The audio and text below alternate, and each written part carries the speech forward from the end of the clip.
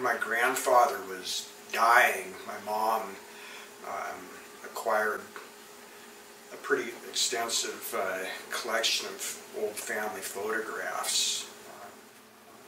So most of the pictures pretty much document my grandparents' lives as they raised their 3 children up out in a little Dust Bowl town out in Colorado.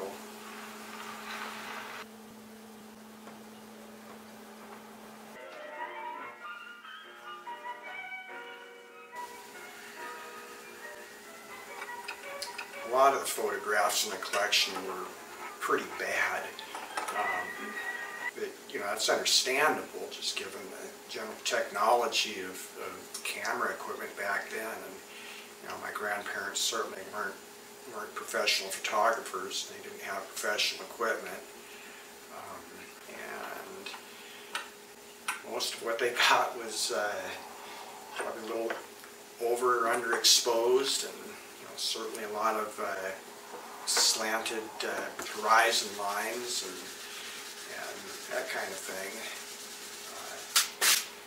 But looking through those pictures, it really becomes evident that you know, my grandparents are really proud of what they had, and they were enjoying their lives raising their 3 kids out in the little prairie town in Colorado. Other than the expected flaws in those pictures, you know, when I looked through them, a lot of them seem really kind of expressive in one way or another. Almost as if the particular moment that they were taken, they seemed to kind of evoke a kind of an essence of the time. I guess what I mean is that they seem to reveal more about the subject than, you know, just what the subject looks like. And that's one of the things that's really important to me when I'm looking for an image to paint that's based on that collection of photographs. The other thing that's pretty important is do the implied lines, do they really hold the image together? You know, I can level the horizon lines or lighten, darken shadows and everything when I transfer the image to a canvas. But if it doesn't have a good engaging set of implied lines and leading lines already established,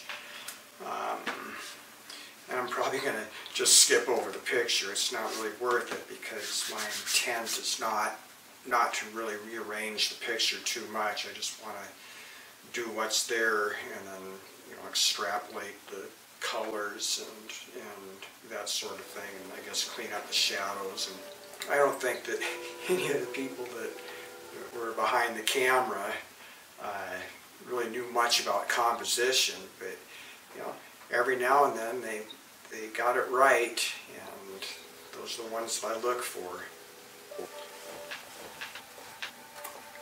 The Hugo Service Station is composed of 3 different pictures that were in that collection. Were taken during the time that my grandfather operated a Conoco station in Hugo, Colorado. I think it was his first big business venture at the time.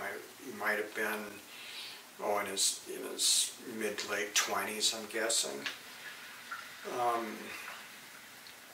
The pictures, though, they were, you know, kind of blurry, so I went online to do a little research to find out, you know, just what old Conoco stations, what their colors were,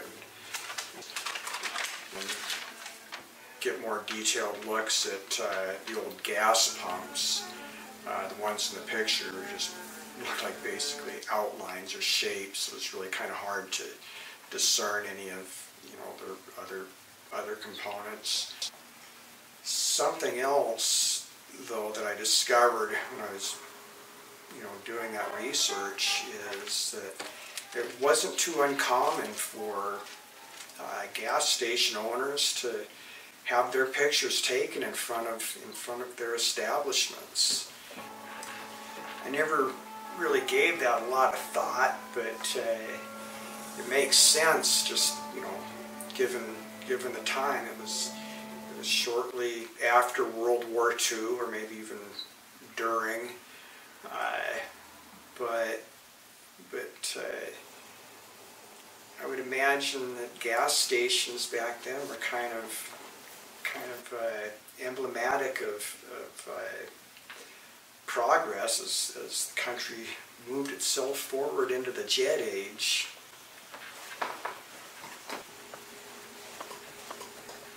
My grandparents took several pictures of the gas station during the time that my grandpa was operating it. They were all taken from the same location though, so they pretty much all looked the same over the years. But the two that I selected for the triptych, both had my grandfather in them with members of his family.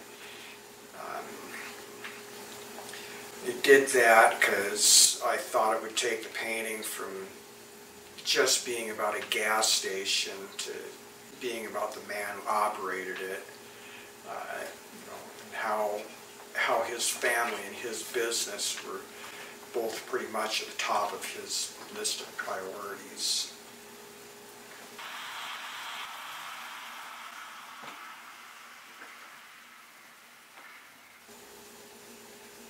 Hugo Service Station is about my grandpa, but beyond that, it's also about what it means to be an ambitious and dedicated and humble young man, in spite of the times that you're a part of.